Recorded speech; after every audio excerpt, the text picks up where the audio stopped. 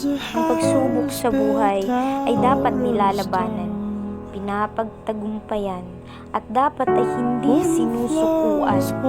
Oo, hindi madali, at sadyang nakakapanghina ang labis na pighati. Pakiramdam mo tuloy, hindi mo na kaya. Sobrang ubos na ubos ka na.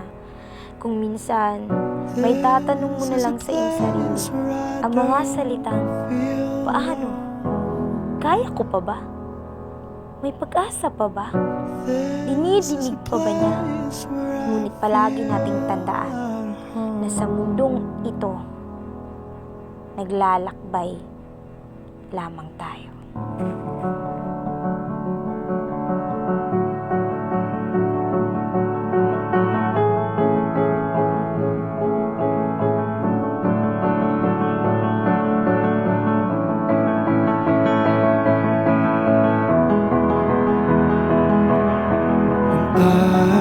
At sa ating paglalakbay, nandyan ang Ama na gumagabay at kasama natin sa buhay.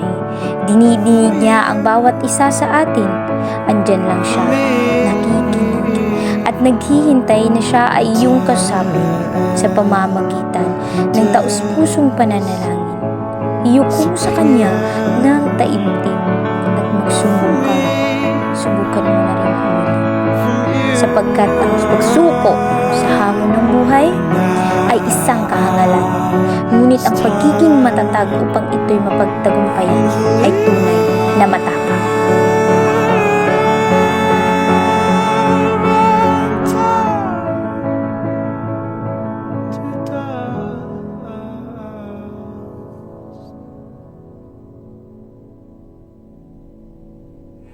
Kaya't lumaban ka lang ng lumaban.